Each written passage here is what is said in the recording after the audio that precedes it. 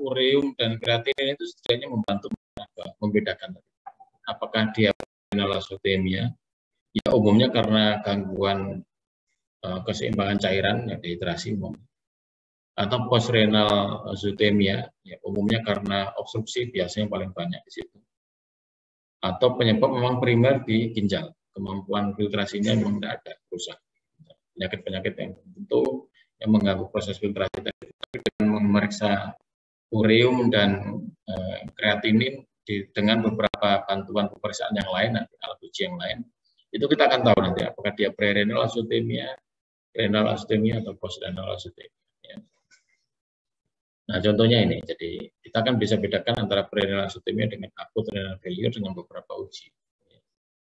Sehingga kita bisa cek nanti apa namanya berat jenis urinnya, kemudian indeks gangguan ginjalnya nanti. Jadi ini apa namanya yang diperbandingkan adalah natrium urin dibandingkan dengan apa namanya plasma kreatin rasio tadi itu akan diperbandingkan. Urin kreatin itu plasma kreatin rasio juga dicek nanti. Kalau dia pre-renal ya rasionya lebih dari 20. Ya, kira-kira begitu. Jadi ini akan bisa membantu nanti apakah di ginjal atau di sebelum ginjal. Kemudian, nah ini tadi kaitan dengan masalah ini akut atau kronis, kita tidak pernah tahu, sehingga kita harus ukur karena ada banyak fungsi ginjal tadi itu yang kita bisa gunakan evaluasinya untuk mengetahui apakah dia terjadi lama sebelumnya, kronis begitu, dan akut. Kalau akut itu masih baru terjadi, sehingga kita evaluasi dari seluruh fungsi ginjal, tidak hanya fungsi ekskresi saja, membuang sampah, gitu. Tetapi fungsi sekresi juga, nanti kaitan dengan ya. Dan ini pernah saya sampaikan dulu di pemeriksaan darah. Itu sebabnya Anda harus periksa retikulosit, ya perlunya ini tadi, membedakan apakah dia renal akut atau chronic renal failure. Ya, terutama dari fungsi-fungsinya tadi. Sehingga kita akan tahu nanti. Contoh saja misalkan dikaitan dengan fungsi sekresi tadi. Jadi ginjal itu punya fungsi kemampuan untuk menghasilkan hormon. Salah satu hormon yang dihasilkan adalah eritropoietin. Itu ada hubungannya dengan fungsi regenerasi sel darah. Kalau sel-sel ginjal tadi itu secara kronis itu terjadi kerusakan, itu biasanya kemudian terjadi banyaknya sel-sel ginjal yang rusak, termasuk sel-sel yang memproduksi hormon tadi itu. Nah, akibat dari itu, sel ginjal yang rusak tadi itu tidak akan memproduksi lagi eritropoietin. Ya. Sehingga eritropoietinnya tidak ada, gitu ya, gampangannya gitu. Dan eritropoietin tidak ada ini akan punya pengaruh kepada mekanisme regenerasi sel darah. Nanti kemudian dia tidak mendorong, tidak memaksa darah untuk memproduksi atau melakukan regenerasi, memproduksi sel darah yang baru. Buktinya apa? Tidak ada retikulosit, jadi gampangannya itu. Sehingga akan terjadi namanya anemia non regeneratif. Nah, buktinya apa ya? Dengan pemeriksaan retikulosit tadi. Itu akan lebih mudah dilakukan daripada memeriksa hormon eritropoietin, karena tidak semua lab bisa memeriksa itu. Tapi dengan pemeriksaan retikulosit bisa. Nah, ini contohnya saja. Jadi nanti katanya dengan itu, fungsi ginjal yang lain dia mengaktifkan vitamin D. Ini contohnya saja. Ya, mengaktifkan vitamin D. Sehingga nanti vitamin D yang aktif itu akan bekerja di usus menyerap kalsium. Nah, akibat itu tidak terjadi, ya. Terjadi hiperparatiroidisme, ya kebalik. Sehingga seakan-akan di dalam tubuh tadi itu kelebihan banyak fosfat, ya. Kemudian akan merespon paratiroid tadi itu bereaksi untuk meningkatkan kalsium. Sehingga bagaimana caranya ya? Membongkar dari cadangan kalsium yang ada. Membongkar cadangan-cadangan kalsium yang ada di dalam tulang.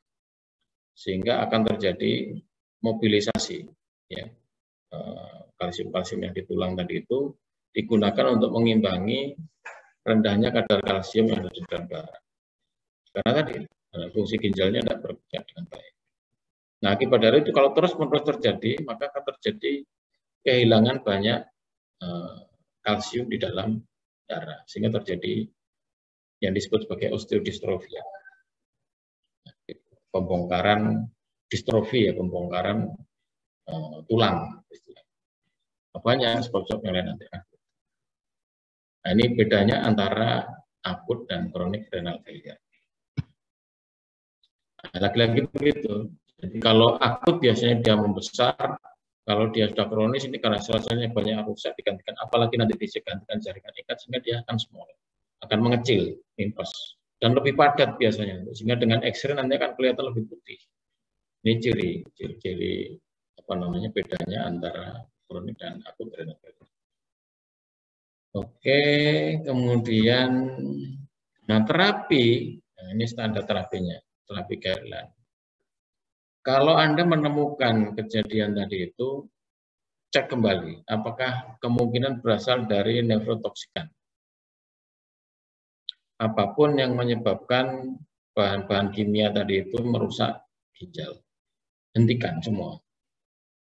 Ya. Hentikan semua potensi obat-obatan ataupun bahan-bahan apapun, tidak selalu obat. Termasuk dia misalkan makan sesuatu gitu ya, sesuatu. Sehingga ini harus dicermati betul. Ini bukan hanya obat. Apapun yang bahan kimia itu ada di dalam darah itu akan merusak ginjal, ya, nefrotoksikan.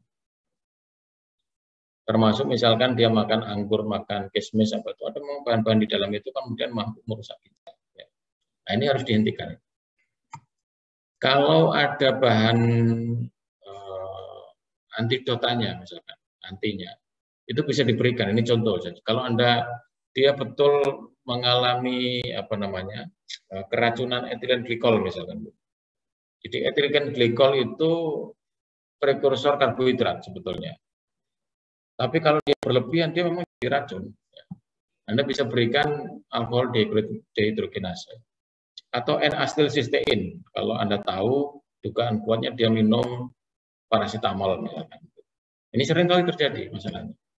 Karena kucing pilek itu seringkali dianggap sama seperti manusia pilek, kemudian oleh pemilik dikasih obat pilek, obat flu. Yang dimana obat flu manusia itu seringkali disertakan acetaminophen atau paracetamol. Ya. Nah, ini kemudian kucingnya jadi masalah. Sehingga kalau tahu itu nanti Anda bisa memberikan N-acetylcysteine. Ini antidotanya kalau dia keracunan acetaminophen. Kemudian upayakan lakukan rehidrasi, karena umumnya berkaitan dengan masalah isemia, perfusi, hipoperfusi tadi, dehidrasi macam-macam. Lakukan terapi cairan dulu. Lakukan rehidrasi minimal 4 jam. Ya. Tujuannya untuk segera mengisi cairan-cairan yang hilang tadi itu dan membuat sistem tubuhnya berjalan normal lagi, sistem sirkulasinya. Ya. Nah, ini kemudian periksa produksi urin per satuan waktu berapa tadi, normalnya berapa per kilogram per jam per hari, per mililiter per kilogram per jam. Nah, berapa banyak cairan vesika yang atau produksi urin yang dibentuk dari proses itu. Kalau ginjalnya normal, ini harusnya begitu cairan ditambahkan oleh tubuh, kemudian GFR-nya akan meningkat dan produksi urin akan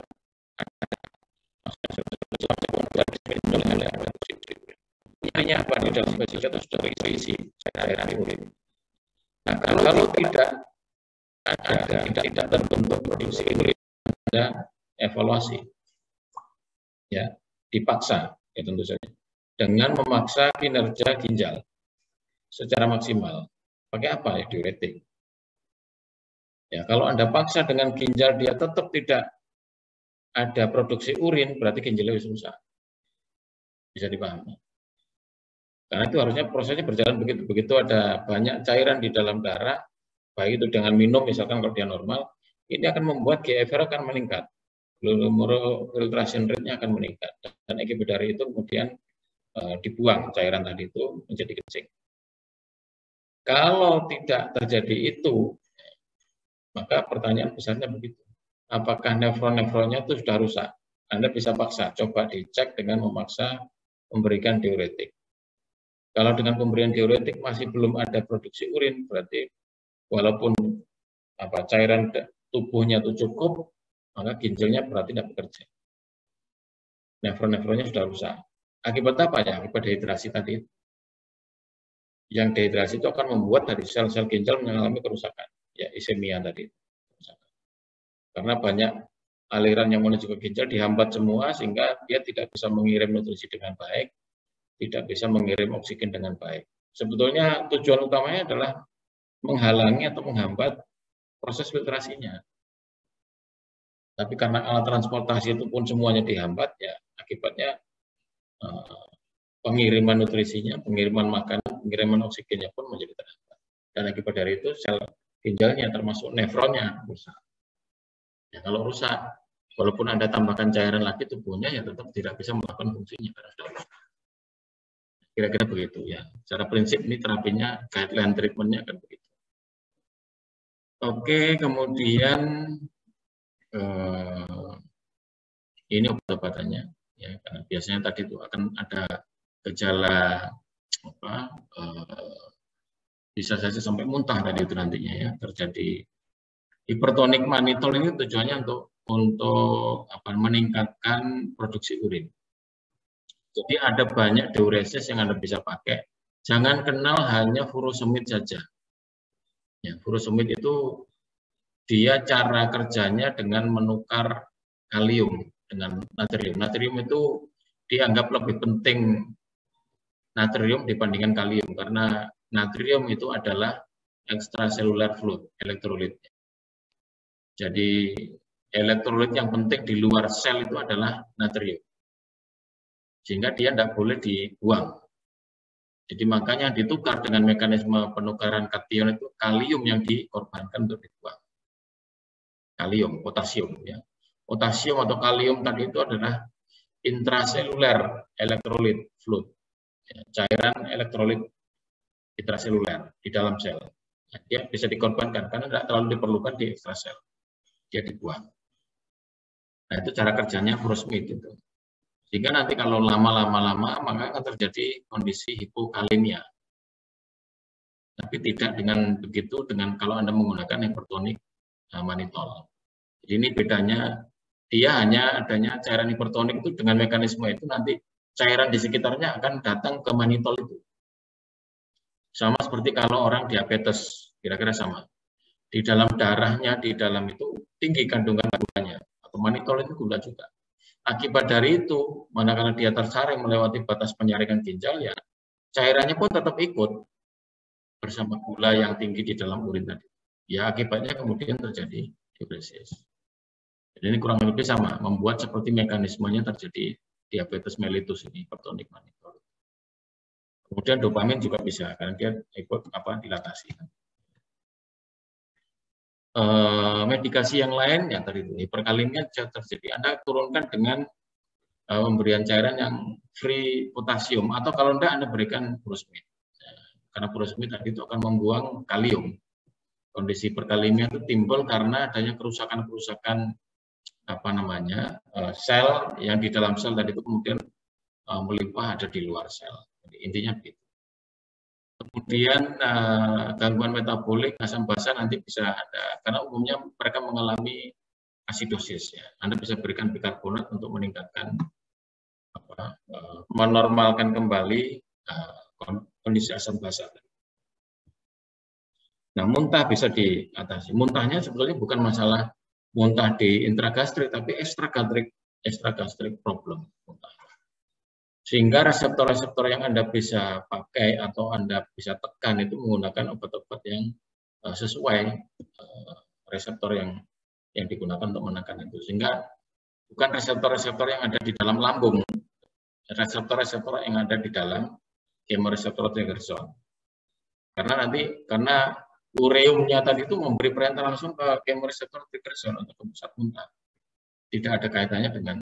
Sehingga kalau Anda tetap berikan obat-obat yang reseptornya ada di lambung, ya tetap muntah juga.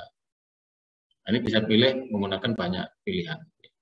Bisa omeprazol, bisa maropitan, bisa ondansetron. Itu memang reseptor-reseptornya di sana. Ya. Oke, kemudian kronik ini sudah tadi. Saya lewati saja. Kemudian, nah ini ada beberapa tahap sebetulnya untuk mengetahui apa namanya, Anda bisa ukur betul, nanti bisa memprediksikan apakah dia masih bisa reversible kejadiannya. Nah, memang nggak terlalu mudah. Ada beberapa alat ukur atau markernya yang terkini, ya, menggunakan pemeriksaan simetrik dimetilarginin. Itu bisa tahu persis nanti betul enggak memang. Kalau dengan pemeriksaan kreatinin dan bun tadi itu masih terlalu superficial ibaratnya, ya. Nggak bisa sangat spesifik untuk bisa menyatakan terjadinya kerusakan ginjal, terutama di beberapa fase tertentu nanti tidak bisa dipisahkan, tidak bisa dibedakan. Nah, ini dengan alat ukur yang baru Anda tahu nanti. Sehingga dengan begitu nanti kalau masih baru, jadi kalau masih 1-2 ini pasti bisa diperbaiki. Maksudnya dengan terapi cairan, dengan mekanisme-mekanisme menormalkan kembali, ya, kompensasi tadi itu, maka ginjal akan bisa bekerja kembali. Tapi kalau sudah stadium 3-4 ini sulit biasanya. Dan itu menetap. Tinggal kemampuan ginjal tadi itu melakukan kompensasi untuk bisa melaksanakan tugasnya sesuai dengan kapasitas kebutuhan tubuh atau enggak. Kalau enggak, nanti gejala-gejala gagal ginjalnya tetap muncul. Ya. Kalau bisa, jadi ya dia kan bisa mengatasi itu semua. Jadi contoh saja kalau seseorang kehilangan satu ginjalnya misalkan, ini kan masih bisa salah ginjal yang masih ada itu kemudian dia melakukan kompensasi untuk melakukan semua kapasitas fungsi ginjal untuk tubuh seluruhnya, sehingga dia akan lebih kerja giat. Dan akibat dari itu nanti termasuk kapasitas pabriknya, ginjalnya biasanya akan sedikit membesar karena semuanya akan ditangani oleh satu ginjal. Nah, kira-kira begitu. Kalau ini 3 dan 4 stage-nya kemungkinan sudah tidak bisa balik lagi. Jadi kalau itu sangat berat, ya gejala-gejala itu akan tetap ada. Nah, kira-kira begitu. Ini untuk memberikan prognosis pada pemilih. Apakah perubahan-perubahan tadi itu masih kira-kira akan bisa kembali normal, kompensasi setelah Anda berikan terapi yang benar, baik dan benar tadi itu, atau masih menetap dan kemudian tidak ada harapan. Ya. Nah, pada manusia mekanisme tersebut bisa dibantu dengan alat yang lain sebetulnya. Jadi menumpuknya ureum tadi itu yang menyebabkan diazotemia tadi itu bisa diganti dengan hemodialisis dengan alat. Nah, hewan jarang.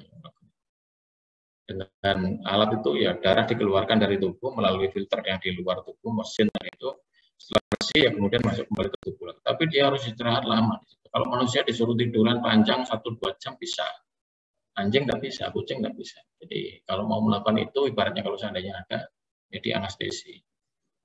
Dia terdiam, tertidur lama, dalam waktu yang cukup 1-2 jam tadi itu kemudian baru darah tadi itu akan difiltrasi, dibersihkan dengan mesin ya menggantikan fungsinya ginjal, dan itu harus dilakukan terus, nggak bisa sekali. Jadi seperti manusia juga begitu, seminggu bisa 2 kali terus sepanjang hidupnya, karena ginjalnya sudah nggak berfungsi. Fungsi utamanya tadi itu untuk filtrasi, ya. Oke, jadi intinya di situ. Sehingga mau nggak mau nanti salah satu pilihan yang lain ya terpaksa harus di eutanasia karena sulit, apalagi kucing. Karena kalaupun dia tidak makan itu ureumnya tetap ada, tetap tinggi. Makan pun dia akan membuat ureum meningkat karena makanannya adalah protein. Ya, dari mana ureumnya? Ya dari protein tadi. Makan atau tidak makan. Kalau dia tidak makan, dia akan mencari cadangan energinya di dalam tubuh. Jadi kalau tidak tersedia glikogen, tidak tersedia lemak, ya protein yang akan dibongkar. Protein akan membuat byproduct, ya sampah tadi itu sisanya. Ya sisanya ya amonia itu akan kemudian dikonvert menjadi urea. Yang itu harus dibuang oleh ginjal. Ginjalnya tidak bisa buang, ya setiap saat akan tumpuk terus akumulatif. Nah, kira-kira begitu. Ya. Oke, kemudian ini prinsip-prinsipnya nanti sudah di ya. FLUTD. Nah, penyakit ini dulu tidak ada. Sebelum tahun 2000 di Indonesia itu tidak ada, karena tidak ada pekan kering. Jadi dulu dikenal sebagai istilah lain adalah feline urologic syndrome. Atau banyak istilah-istilah yang lain sebetulnya kurang lebih sama lah istilahnya. Karena idiopathic lower urinary disease atau idiopathic cystitis. Sebetulnya sama. Lower istilah baru yang dikenal sebagai lower urinary tract disease.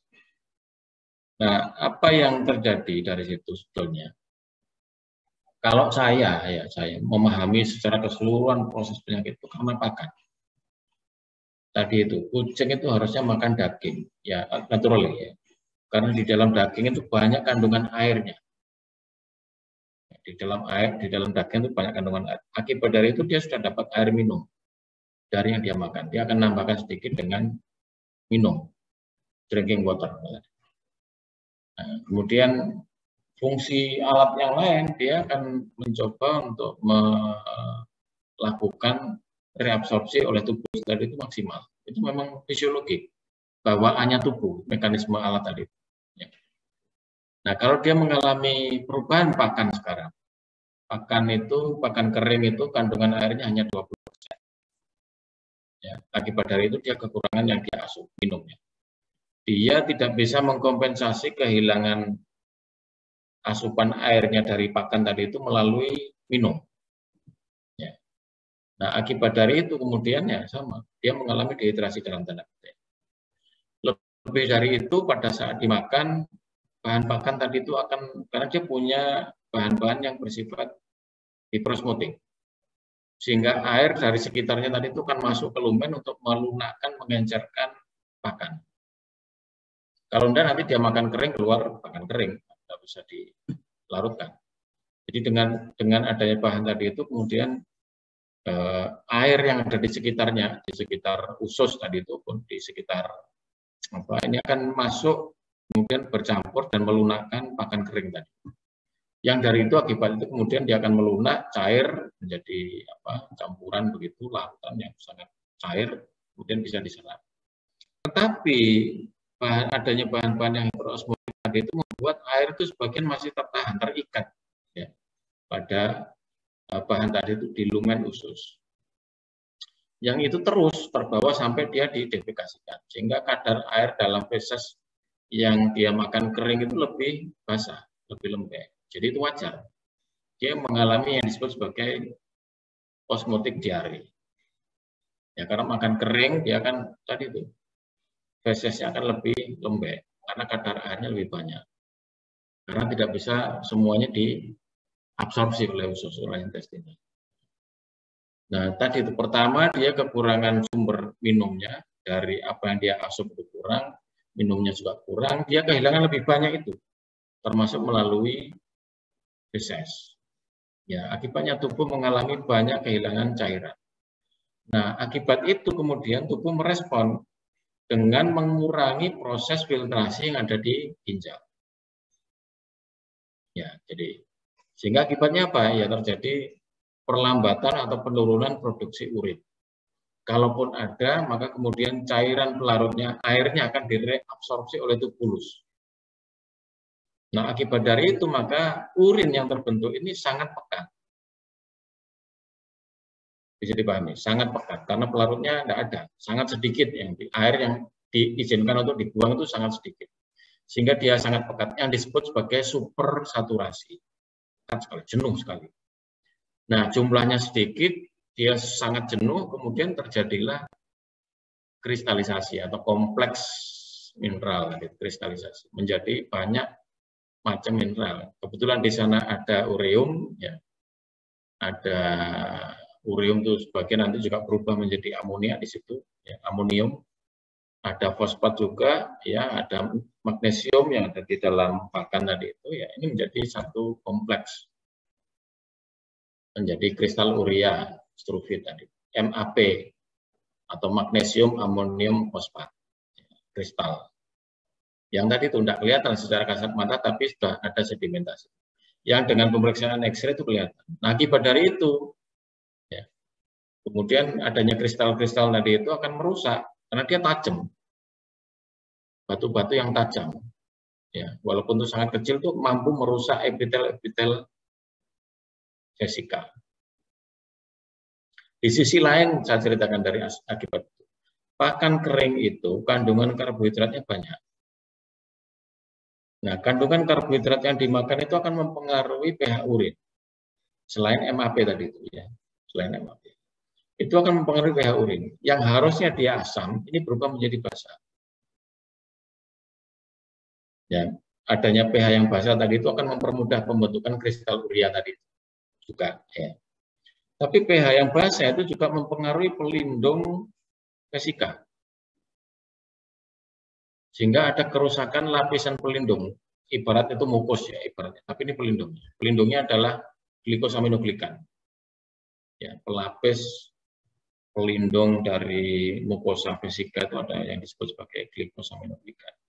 Itu rusak kalau kena pH basah atau makin menipis atau makin tidak ada. Misalnya. Itu pun akan mempermudah tadi terbentuknya kristal urea, itu akan memudahkan langsung yang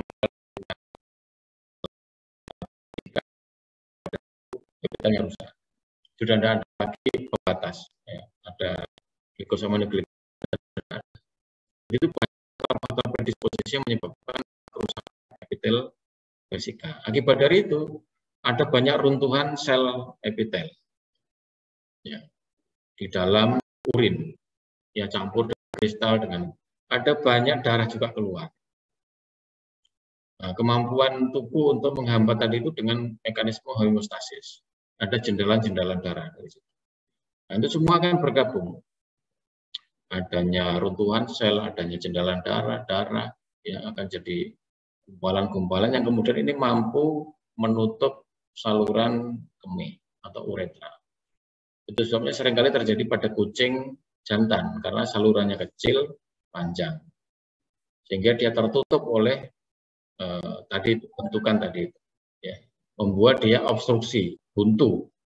Akibat buntu, ya kemudian kencing yang harusnya dibuang dari vesika tadi itu tidak bisa terbuang, numpuk semuanya di dalam kandung kemih atau di vesika. Yang kalau kita palpasi itu distensi penuh di situ. Itu menunjukkan bahwa terjadinya buntu. Buntu saluran buangnya itu, uretranya itu yang menghubungkan antara vesika dengan orifisium uretra itu buntu. Akibat dari itu, cairan yang ada di vesika itu tidak bisa keluar dari tubuh karena salurannya buntu. Nah, terapinya lagi-lagi ini kesalahan konsep yang harus Anda perbaiki. Terapi utamanya adalah membuat buntunya tadi itu hilang. Tujuan utama terapinya itu upayakan uretra yang buntu tadi itu tidak lagi buntu. Jadi tidak boleh menggunakan furosemid atau diuretik. Karena ginjalnya tidak sakit, ginjalnya itu tetap bisa melakukan filtrasi. Tetapi cairan yang tertampung di vesika tadi itu tidak bisa keluar karena obstruksi, karena buntu. Kalau Anda berikan furosemid ini kontraindikasi, tidak boleh, dilarang. Kalau Anda melakukan itu dan pemilik tahu Anda melakukan malpraktek sebetulnya. Karena mekanisme yang diperlukan tidak begitu. Ya. Jadi menumpuknya cairan urin di vesika itu akibat dari uretranya buntu. Maka Anda harus membuat uretra itu terbuka kembali, tidak buntu lagi. Tidak dengan cara memberikan furosemid. Ya, lagi-lagi saya ulangi. Tidak dengan cara memberikan furosemid. Karena furosemid itu akan meningkatkan proses filtrasi tadi. Sementara filtrasinya kan tidak ada masalah, cuma dia buntu, kemudian cairan urin itu menumpuk saja, menunggu di dalam vesika, tidak bisa keluar. Sehingga langkah yang harus Anda lakukan adalah membuat uretra tadi itu open atau paten, terbuka lagi, tidak buntu lagi. Ini langkah yang paling awal. Ya, jadi ini mohon dipahami. Nah, sehingga dengan begitu nanti cairan urin yang ada di dalam vesika itu bisa keluar dari uretra yang sudah terbuka. Keluar semua. Nah, intinya itu. Intinya terapi yang dasar itu membuat obstruksi tadi itu terbuka kembali. Kemudian karena di sana banyak, ya tadi itu banyak sedimen, banyak sel, banyak jendelan, itu akan dibantu dengan kateter tadi itu, kemudian Anda bersihkan di flushing. Tapi karena ada yang luka juga, Anda tidak harus sampai bersih membersihkannya. Ya, kalau ada ini kan sudah terjadi hemostasis, ya. Artinya pembuluh darah yang terbuka tadi itu sudah dikasih plak, dibikin plak, ditutup ya secara alami oleh tubuh dengan mekanisme penjendalan darah. Kalau Anda bersihkan lagi, ini plaknya akan hilang, darah akan keluar lagi. Jadi akan terus begitu. Sehingga Anda tidak perlu menunggu sampai dia betul-betul jernih, tidak akan mungkin. Karena dengan flushing itu akan membuat plak-plak yang menutup pembuluh darah tadi itu terbuka kembali, sehingga darah akan mengucur lagi, masuk bercampur dengan cairan itu, dan dia lebih, maksudnya berwarna, tidak bening lagi. Jadi jangan memaksakan begitu, karena tidak mungkin, karena darah pasti akan. Jika secukup 2-3 kali sehingga dianggap sedimennya sudah tidak ada, Anda bisa hentikan flushingnya. Setelah Anda kuras isinya, kemudian di flushing, dibersihkan. Ya. Jadi inti terapinya di situ. Nah, jadi semua cerita itu mengarah ke sana, ini tanda-tandanya saja. Jadi kalau saya lebih karena masalahnya dia dry food, ya. Tapi banyak ahli-ahli yang lain menganggap itu yang lain. Tapi saya enggak. Saya sangat meyakini itu problem utamanya adalah dari dry food dengan fisiologi, patofisiologi yang seperti saya katakan tadi. Jadi itu kemudian apa yang penting? Ini sangat mudah untuk dicek dengan radiografik biasa, nanti akan Anda menemukan vesika yang sangat besar, tapi dengan palpasi saja sudah Anda tahu bahwa terjadi obstruksi karena vesikanya sangat besar dan keras, sudah jelas sekali, salurannya buntu, uretranya buntu, nanti terapinya begitu. Sangat jelas, jadi nanti biasanya diferensial diagnosisnya mungkin beberapa yang lain, tapi jarang sekali terjadi neoplasia pun jarang biasanya begitu. Merejanya mungkin konstipasi juga nanti bisa dipastikan dengan palpasi vesika, nanti confirm pasti, ya. Dia tenesmusnya bukan lagi diduga karena apa namanya kesulitan defekasi atau konstipasi tadi, itu confirm dengan Anda memeriksa atau melakukan palpasi pada vesika. Kemudian kaitan dengan yang lain-lain, ureteral spasmus, kemudian apa namanya, prostatomegali jarang terjadi, jadi mudah untuk mengetahui itu. Oke, kemudian ini terapinya ya umumnya obstruktif, ya, jadi lakukan kateterisasi karena ini emergency case. Tadi itu kalau enggak nanti dia akan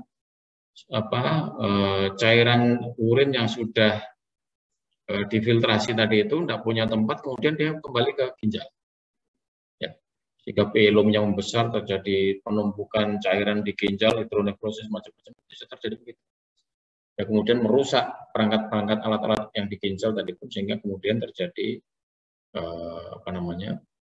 ketidakmampuan dia melakukan filtrasi, kemudian ya urium di dalam darah pun akan tinggi. Kira-kira begitu nanti. Jadi ini harus segera ditangani. Kateterisasi itu jawaban yang paling utama. Jadi lakukan itu.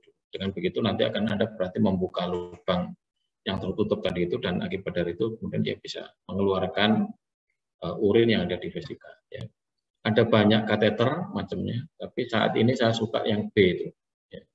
Yang tompet kateter yang open ended. Dulu yang tersedia itu hanya yang C, tompet kateter yang biasa, yang dengan stilet, ada stiletnya, ada kawatnya di bagian dalam, tapi apa namanya, bukaannya, lubangnya itu ada di samping, sehingga sulit. Sehingga saya dulu menggunakan, awal-awal itu menggunakan vena kateter. Ya. Jadi vena kateter yang tidak ada jarumnya itu bisa dipakai, tapi pendek. Nah, itu akan mudah untuk kita, karena nanti plaknya itu, sumbatannya itu akan melekat di lubangnya ini, apa namanya, vena kateter ataupun tomcat yang open ended, lubangnya di ujung, sehingga tidak apa-apa, kita tarik lagi, kita bersihkan, sehingga kemudian itu akan membuang plaknya dengan mudah, daripada yang kalau kita menggunakan, karena itu akan cekat, ya, lengket sekali dengan kalau kita menggunakan tomcat yang konvensional. Nah, ini akan seperti itu kira-kira. Jadi tujuan utamanya Anda membuka lubang dari menutupnya uretra, biasanya sepanjang uretra itu, jadi nanti kerjaannya lama, dari ujung sampai ujung yang dalam sampai ujung yang di luar tuh buntu semua.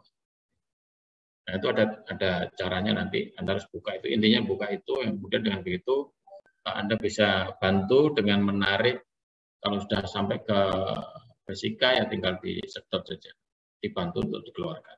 Nanti biasanya tadi itu, jadi cairannya cukup kental, campur dengan darah, macam-macam. Ini harus langkah awal yang kemudian Anda lakukan. Jadi dengan itu kemudian kalau sudah selesai, Anda flushing, dibersihkan, tambahkan apa namanya, cairan infus itu ya pakai NaCl fisiologik, nah itu masukkan begitu kemudian ambil lagi. Jadi diukur berapa yang Anda masukkan 10 cc misalkan ambil lagi 10 cc terus. Ya 2-3 kali cukup. Karena kalau Anda berharap dia sampai bersih betul tidak mungkin karena ada perlukaan di epitel yang dengan itu darah akan keluar sehingga itu akan mewarnai cairan yang ada di situ. Jadi pasti tidak terlalu bening. Jadi cukup. Kemudian kadang-kadang kalau Anda menggunakan ini nanti ya perlu disemprot, gitu ya. Jadi namanya di teknik itu dengan penyemprotan cairan air atau namanya retrohydropropulsion. Jadi penyemprotan itu tujuannya untuk membuat dia yang melekat tadi itu melebar, jadi membuka tadi. Dengan tekanan air yang kita berikan tadi itu, yang perlengketan di lumen uretra tadi itu kemudian melebar dan tidak lengket lagi, dan sehingga kemudian kateter bisa masuk lebih dalam dan seterusnya. Prinsipnya kira-kira begitu. Ya. Oke, terapinya Anda bisa berikan antibiotika karena ini penting karena Anda kadang-kadang memasukkan kateter itu tidak terlalu steril, ya sulit untuk menjaga itu. Nah, sebaiknya mau diberikan antibiotika untuk mencegah masuknya bakteri melalui alat yang Anda masukkan ke dalam tadi itu. Kemudian Anda berikan antiinflamasi. Jadi kalau saya biasanya menggunakan metilprednisolon. Kenapa menggunakan itu? Satu, dia mengurangi inflamasi. Kalau terjadi inflamasi di lubang yang sempit tadi itu, kemudian terjadi stenosis. Ya, tepi-tepi sel-sel lubangnya tadi itu akan membengkak, kemudian akan membuat saluran uretra tadi itu menyempit. Sehingga meskipun nanti kateter itu sudah dilepas dan dia sudah tidak buntu lagi, ini karena masih stenosis, masih bengkak tadi itu, membuat membuat penampang uretranya kecil sehingga tidak lancar lagi untuk membuang urin yang ada di vesika. Karena gunakan antiinflamasi. Nah, saya menggunakan metilprednisolon karena pada kucing itu antiinflamasi steroid yang bisa dipakai itu ya metilprednisolon. Kalau prednisolon saja dia harus dimetabolisme menjadi metilprednisolon. Jadi, nah dia kemampuan untuk metabolisme itu tidak punya, sehingga harus menggunakan obat yang siap pakai maksudnya. Kalau anjing bisa, tidak ada masalah. Kucing sebaiknya itu. Hal yang kedua membuat memilih itu adalah dia punya sifat diuretik sebetulnya. Jadi steroid tadi itu punya sedikit sifat diuretik. Ya. Nanti Anda bisa pelajari tentang kortikosteroid. Dari situ kemudian, ya, karena adanya diuretik, dia akan lebih banyak terbentuk urin, yang kemudian vesika segera penuh, segera dikeluarkan sampah tadi. Ya paham? Sehingga tidak lagi dia lama ada di dalam sampah itu di dalam vesika, dan akibat dari itu kemudian terjadi kompleks mineral, terbentuknya batu itu lagi. Ya. Sebelum terbentuk batu itu sudah dikencingkan, sudah keluar. Kira-kira ya. Kemudian bisa ditambahkan glikosaminoglikan tadi untuk melapisi permukaan mukosa vesika tadi itu dan hemostatik untuk menghentikan perdarahan yang ada di luka-luka yang ada di mukosa. Kemudian yang penting begini sekarang, furosemid. Jadi saya katakan tadi itu kan kontraindikasi kalau dia buntu. Nah, pemberian furosemid yang saya sampaikan di sini bukan untuk tujuan diuretik. Tetapi karena sifatnya dia mampu untuk membuang kalium atau potasium tadi itu yang kita manfaatkan.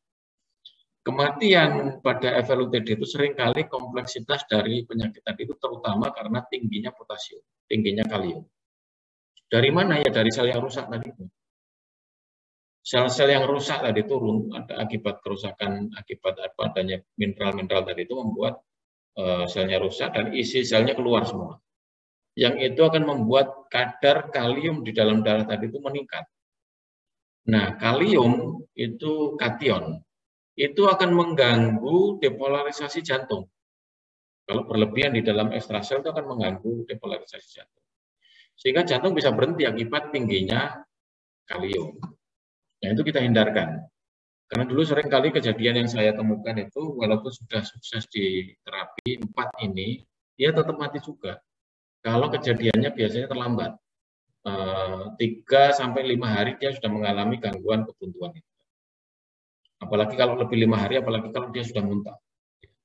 Ini biasanya nanti kadar kaliumnya sangat tinggi, sehingga kita harus keluarkan kalium di dalam darah tadi itu dengan memberikan furosemid. Tapi persyaratannya begitu, persyaratannya dia sudah harus paten. sudah harus bisa kencing, maksudnya bolong, tidak lagi obstruksi, ya. Jadi kita bisa berikan kalau sudah lagi tidak mengalami obstruksi, sehingga sudah dilakukan kateter sehingga ureteralnya sudah paten, sudah berlubang. Ya.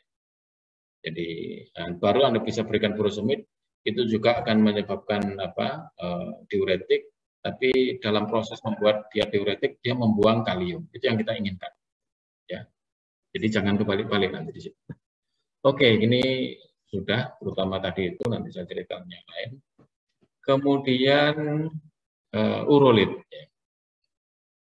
Nah, dari masa ke masa, tadi itu anjing ataupun kucing itu akan mengalami kejadian pembentukan urin di dalam perkemiannya. Nanti bisa Anda cek di Minnesota Urolite Center. Dari kurun waktu tertentu nanti tetap terjadi.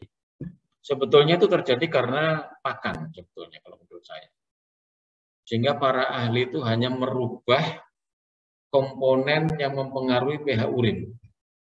Sehingga akibat dari itu kemudian urolitnya tetap terjadi, tapi ada perubahan dari satu macam urolit ke macam urolit yang lain. Hanya itu. Tapi tetap terjadi urolitiasis karena pakan. Ya, Anda bisa cek nanti di situ. Jadi karena pakan tadi itu, ya, dia akan mempengaruhi mekanisme yang kurang lebih sama seperti yang saya sampaikan tadi. Ya. Kemudian, jadi ya sini sama kurang lebih dan kejadiannya. Urinalisis nanti ada perubahan pH, ada perubahan termasuk kristaluria. Ya. Ini awal terbentuknya urolit. Ada banyak macam teori ya terbentuknya urolit tadi itu. Ya, baik terkait dengan adanya runtuhan sel atau nidus, kemudian supersaturasi dan banyak hal yang lain dengan teori terbentuknya urolit. Ya, ini tadi situasi tadi. Kemudian, nah ini macam-macam urolit yang Anda bisa ketahui. Ya. Jadi ada yang dikenal sebagai struvit, ada urat, amonium urat, ada silika, santin, macam-macam. Ya. Rumus kimianya, kemudian nama-nama khas kimianya tadi. Jadi struvit, ya nama lainnya adalah magnesium aluminium fosfat. Ya. Kenalnya orang MAP, ya. Dan yang lain. Nah ini bisa Anda bedakan dengan melihat radiopasitasnya. Perhatikan, semakin dia bergabung dengan kalsium, ya, semakin dia padat. Jadi seperti urat ini sama sekali tidak kelihatan nanti, ya sama sekali tidak kelihatan. Tapi kalau dengan kalsium oksalat atau kalsium fosfat itu sudah mulai putih mengarah ke putih. Jadi struvit ini pun masih rendah, maksudnya tidak kelihatan, tidak terlalu kelihatan. Sehingga kalau dengan radiografik tidak kelihatan adanya suatu massa dengan radiopasitas yang baik itu sedang ataupun tinggi, Anda jangan pikir itu tidak ada batunya, gitu maksudnya. Ya, bisa saja itu ada batunya tapi tidak kelihatan karena dia radiolusen. Nah, perhatikan morfologi batunya sekarang. Struvit itu permukaannya halus, ya. Permukaannya halus. Kemudian kalau dia beberapa yang lain nanti, ya bentuknya terutama nanti bentuknya itu tunggal atau tidak banyak, tidak kecil-kecil ya struvit. Dia kalau nanti kristal-kristal itu gabung itu akan menjadi satu urolit yang cenderung tunggal, tidak banyak, tidak kecil. Berbeda dengan oksalat. Jadi oksalat itu batunya kecil-kecil tapi tajam. Nah, bentuknya seperti buah durian. Jadi ada duri-durinya di situ. Nah ini masalah nanti pada saat Anda mengetahui nanti terkait dengan macam batunya tadi. Dia kalau bisa masuk ke saluran uretra misalnya, ini akan jadi masalah karena dia akan cekat lengket, nancap gitu ya, menancap di epitelnya uretra. Sehingga akibat dari itu dia tidak akan bisa pindah lagi ke tempat yang lain. Dia akan kadung mancap di situ. Nah ini jadi masalah. Terkait dengan strategi terapinya nanti ya sebetulnya. Nah, ini menjadi penting untuk bisa mengetahui adanya atau morfologi batunya tadi. Ada yang permukaannya kasar, tajam bahkan begitu. Ada yang cenderung halus. Ada yang kecil-kecil, ada yang cenderung tunggal. Ada yang banyak kecil-kecil, ada yang cenderung tunggal. Nah, ini sifat-sifat ini harus Anda pahami. Ini yang saya katakan tadi itu, dari waktu ke waktu ini memang kurun waktu tertentu nanti ditemukan banyak NAB, struvitnya, banyak struvit. Yang kalsium oksalat itu sedikit sekali. Tapi di kurun waktu berikutnya lagi, para ahli itu mendata, menganalisa. Ya. Ternyata pabrikan pun mengetahui kejadian-kejadian itu, dia merubah.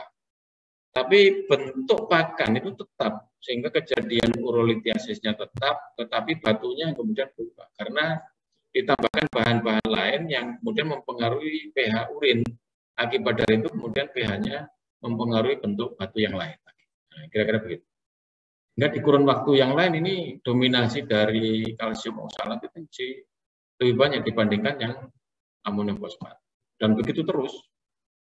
Artinya memang bersumber dari pakan itu, cuma batunya beda-beda dari kurun waktu ke kurun waktu yang lain. Ya, nanti dicek. Nah ini satu panduan yang memudahkan nanti Anda mencoba menganalisa batu apa yang kira-kira menyebabkan atau terjadinya pada pasien. Jadi yang jelas yang utama Anda harus cek pH urin. Ya, pH urin nanti kan dua macam. Jadi normalnya dia adanya asam harusnya. Tapi kalau Anda temukan dia pH-nya basa, potensi batunya nanti ya bisa MAP, bisa kalsium fosfat. Jadi kalau Anda menemukan pH urin yang basa itu dua kemungkinan batu yang tertutup. Magnesium fosfat atau magnesium amonium fosfat atau struvit. Kemungkinan yang lain adalah kalsium fosfat. Ya. Itu mudah terbentuk di pH basa urin yang basa. Yang pH-nya urin asam itu kemungkinan batunya nanti kalsium oksalat, urat, sistin atau silika. Tinggal tahap selanjutnya Anda cek radiodensitasnya. Yang jelas kalau MAP dan kalsium fosfat ini rendah radiodensitasnya atau tidak kelihatan dengan X-ray. Tapi dengan batu yang mungkin ini kalsium oksalat, kalsium urat, kalsium oksalat, urat, sistin dan silika tadi itu kalau radiodensitasnya itu rendah, itu kemungkinannya adalah sistin dan urat. Tapi kalau radiodensitasnya tinggi, kemungkinannya adalah kalau tampak dengan X-ray ya, kemungkinannya adalah kalsium oksalat ataupun silika. Nanti ditindaklanjuti lagi. Yang temuannya dia kelihatan dengan pemeriksaan X-ray, dicek ya dengan beberapa ini, ya breednya, kemudian apakah dia makan banyak kalsium, misalkan begitu. Nah ini bisa Anda curigai dia kemungkinan terjadi batu kalsium oksalat yang bersangkutan tadi. Kalau tidak, misalkan begitu, ya, kemungkinan dia mengalami batu silika dari yang itu. Kalau seandainya nanti dengan X-ray itu dia tidak tampak, ya, karena radiodensitasnya rendah, kemungkinannya sistin dan urat. Tinggal dicek umurnya berapa, adanya breed itu apa saja yang komunis, bunnya normal apa enggak. Itu kemungkinannya kalau itu mengarah ke sistin. Kalau tidak nanti mengarah ke urat. Jadi cukup mudah untuk memprediksi batu apa yang terbentuk dari pasien tadi yang mengalami urolitiasis. Awalnya dari pH, kemudian cek dengan radiodensitasnya dengan X-ray tadi itu. Nah, beberapa Anda bisa telusuri dengan panduan-panduan itu. Sehingga kita akan tahu nanti apakah dia kemungkinan sistin, urat, kalsium oksalat atau kalsium silika, ya, atau silika, ya kalau dia di pH asam atau dia amonium fosfat, magnesium amonium fosfat atau kalsium fosfat kalau dia di Anda temukan pH urinnya basa. Nah, ini mudah ya. Oke, kemudian saya lanjutkan terkait dengan rekomendasi terapinya sekarang. Nah, di American ACVM College ya, Internal Medicine ya, Veterinary Internal Medicine, jadi kolegium penyakit dalam di Amerika sana itu merekomendasikan.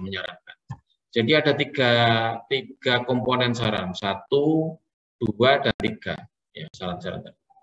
Jadi kalau Anda menemukan urolit struvit, ya kalau Anda menemukan itu, ini masih diperbolehkan untuk diterapi menggunakan obat-obat peluruh batu.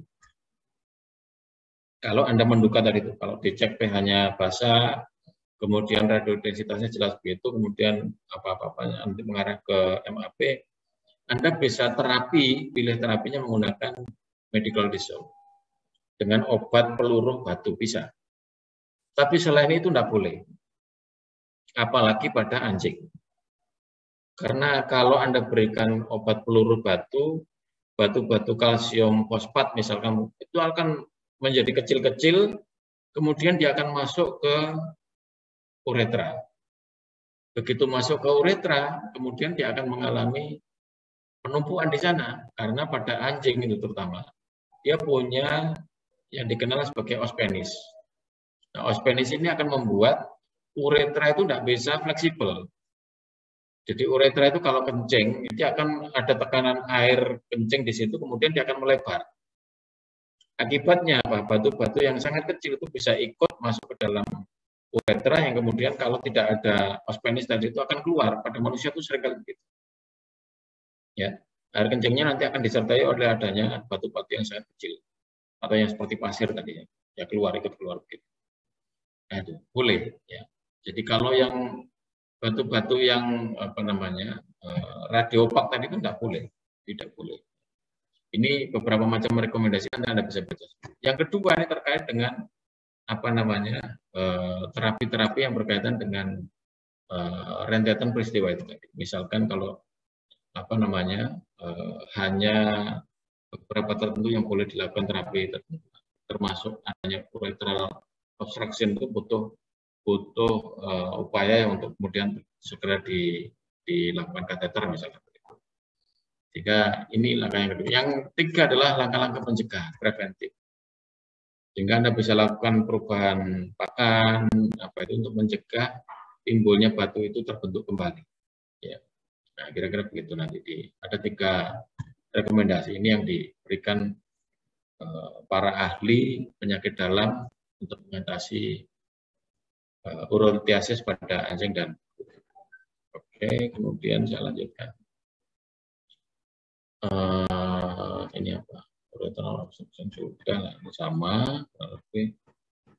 Jadi ini problemnya kurang lebih sama. Yang terakhir, feline idiopathic cystitis. Sehingga saya katakan tadi itu ada beberapa istilah yang mirip dengan itu. Kalau Anda sudah menemukan banyak atau memeriksa banyak macam penyakit tadi itu dan tidak ada yang sesuai, baru Anda katakan dia idiopathic cystitis. Sistitik yang tidak tahu apa sebabnya, gitu ya istilahnya. Pada kucing ini seringkali kita temukan. Jadi bukan ini, bukan itu, bukan evolutif, bukan itu. Nah, seringkali kita sebutkan idiopathic cystitis. Nah, kira-kira begitu ya. Apa yang saya sampaikan mudah-mudahan bisa dipahami. Kita tinggal diskusi barangkali ada yang ditanyakan, silakan disampaikan.